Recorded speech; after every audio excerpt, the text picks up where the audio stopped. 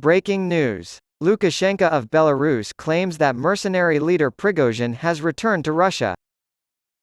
It has been speculated that Russian President Vladimir Putin will have Yevgeny Prigozhin assassinated, but Belarusian President Alexander Lukashenko has stated that the leader of Russia's Wagner Group is still in Russia with thousands of fighters.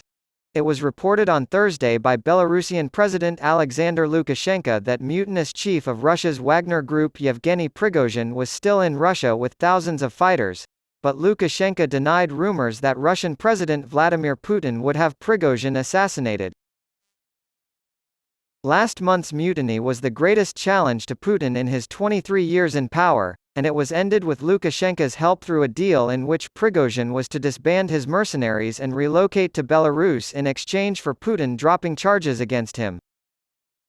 But Lukashenko said Prigozhin and his fighters were still in Russia, so it was possible they wouldn't move to Belarus, comments that cast doubt on the deal.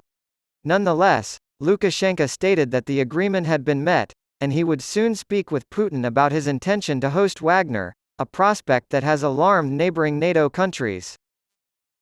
For Lukashenko, Prigozhin is not on the territory of Belarus, he told reporters in Minsk's sprawling Independence Palace. Maybe he went to Moscow this morning from Petersburg. Lukashenko speculated that Russian intelligence agencies were keeping a close eye on him. Lukashenko said some in the Kremlin had wanted to wipe out Prigozhin as the mutiny unfolded, but that doing so would have sparked civil war. Putin had previously been accused of wanting to wipe out Prigozhin. According to Lukashenko, if you think Putin is so malicious and vindictive that he will wipe him out tomorrow, in Russian, Putin will not do so. Those who have been fighting for the Wagner Group since they withdrew from the front are currently at their camps.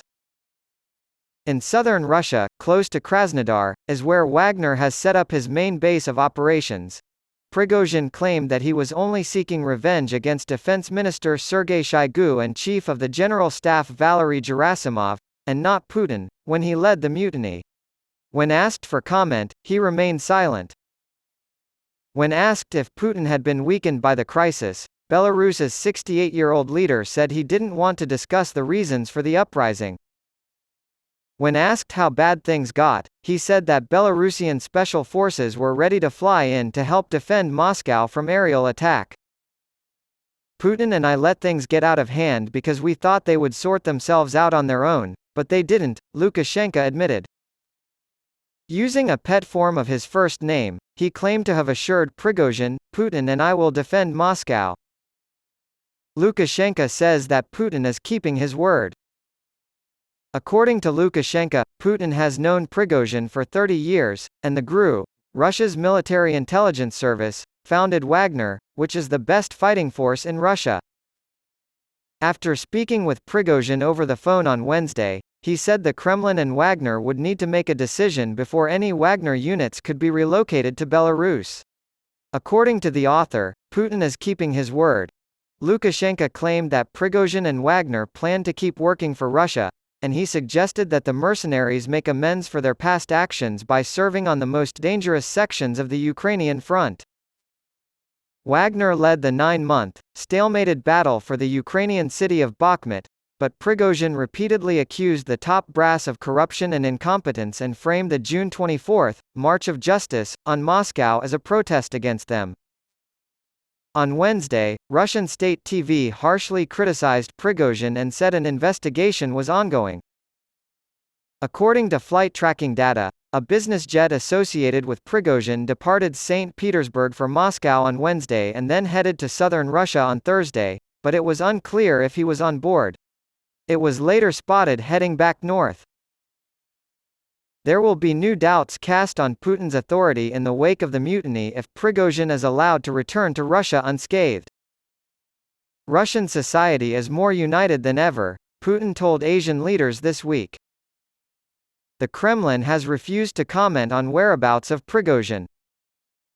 Putin's spokesman Dmitry Peskov told reporters on Thursday that while Prigozhin's departure to Belarus was one condition of the deal, Russia does not track his whereabouts because it lacks the resources and the will to do so. As Lukashenko put it, But Wagner has a different vision for deployment. Of course, I won't tell you about this vision. Belarus had offered Wagner some abandoned Soviet-era military quarters. Lukashenko added that his army could benefit from Wagner's expertise and that he did not consider Wagner's presence to be a threat.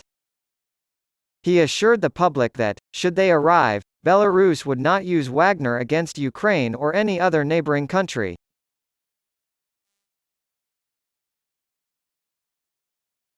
U.S. official uses the term exiled. It's possible that Wagner's boss, Prigozhin, skipped out on the trip to Belarus. Wagner boss Yevgeny Prigozhin staged an armed rebellion last month, leading to his exile to Belarus.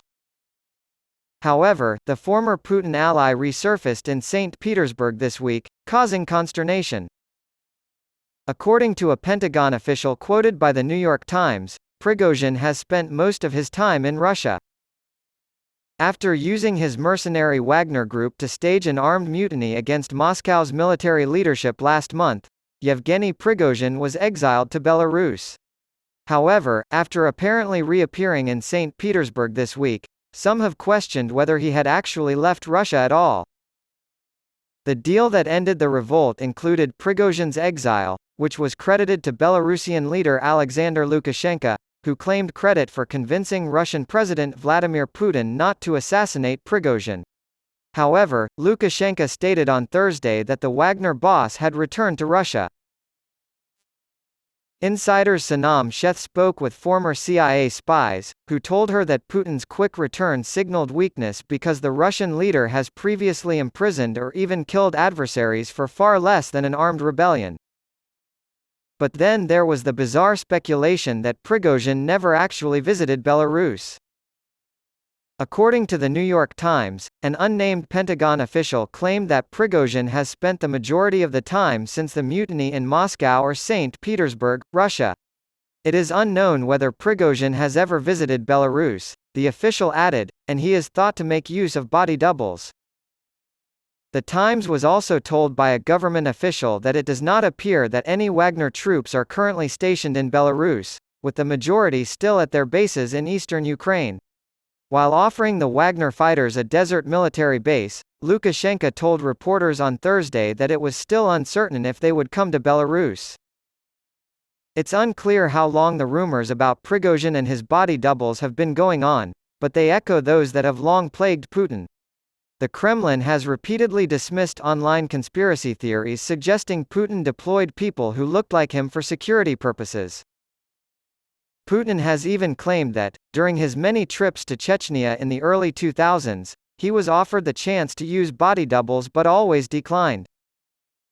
Check out the Business Insider original here.